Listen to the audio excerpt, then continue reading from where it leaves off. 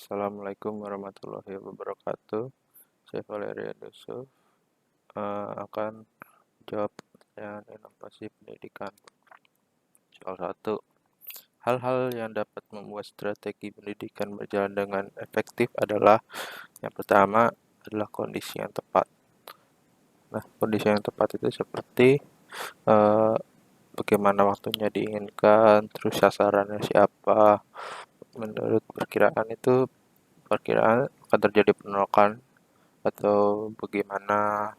Lalu apabila diterima nih perubahan sikapnya yang baru itu bagaimana? Lalu apakah ada alasan latar belakangnya? Nah, yang kedua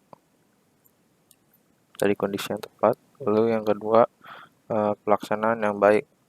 Nah, pelaksanaan yang baik ini seperti digunakan untuk menanamkan prinsip-prinsip disertai dengan keterlibatan berbagai pihak, digunakan untuk menjaga klien untuk tidak menolak untuk kembali ke keadaan sebelumnya sebelum terjadi inovasi tersebut, maksudnya gitu. Lalu digunakan untuk menanamkan pengertian hubungan gejala masalah yang menyadarkan bahwa ada masalah yang harus diselesaikan dengan inovasi tersebut.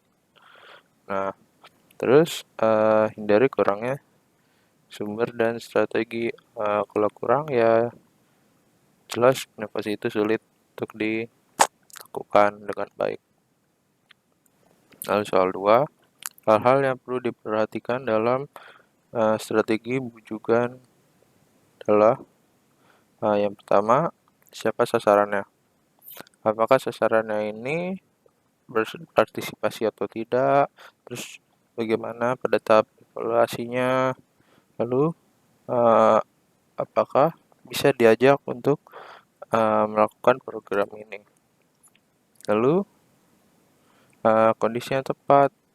Nah, misalnya masalahnya apakah dianggap penting atau tidak? Lalu apakah perubahan ini sebagai kontrol langsung kepada sasarannya? Lalu apakah inovasi ini bermanfaat? Seperti itu kurang lebih. Lalu soal 3, kan ada 5 ya karakteristik. eh, ada keuntungan relatif, ada kompatibel, lalu ada kompleksitas, triabilitas, lalu dapat diamati. Nah, hubungan karakteristik dengan karakteristik lainnya ini adalah semua karakteristik sama-sama dilakukan untuk mendapatkan hasil inovasi yang maksimal. Tidak ada karakteristik inovasi yang tidak mempengaruhi cepat atau lambatnya penerimaan inovasi. Jadi hubungannya seperti itu. Lalu soal 4, eh, salah satu faktor yang menentukan efektivitas pelaksanaan program perubahan sosial adalah ketepatan penggunaan strategi. Nah, tetapi memilihnya ini kan bukan hal yang mudah gitu kan, sulit. Nah, untuk memilih strategi ini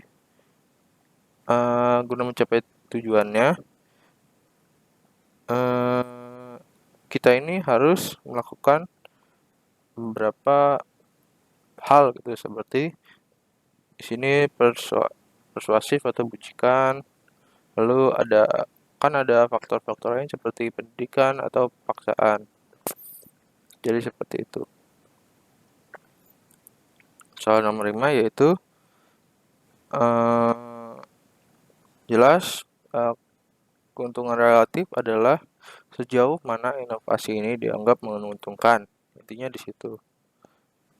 Dan tingkat keuntungan ini atau manfaatnya ini diukur berdasarkan nilai ekonomi atau mungkin status sosial atau mungkin kepuasan, kesenangan dan lain-lain.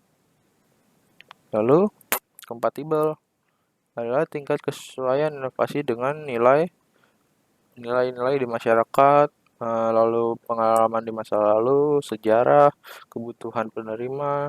Nah, inovasi yang tidak sesuai dengan norma yang diyakini penerima tidak akan diterima. Walaupun, eee, walaupun hal ini sebenarnya cukup bermanfaat gitu, tapi kalau nggak sesuai kan tidak bakal diterima oleh masyarakat. Nah, jadi kesimpulannya, keuntungan relatif sangat mengutamakan keuntungan dari inovasi ini, sementara kompatibel mengutamakan kesesuaian inovasi dengan nilai masyarakat. Mungkin sekian dari saya. Wassalamualaikum warahmatullahi wabarakatuh.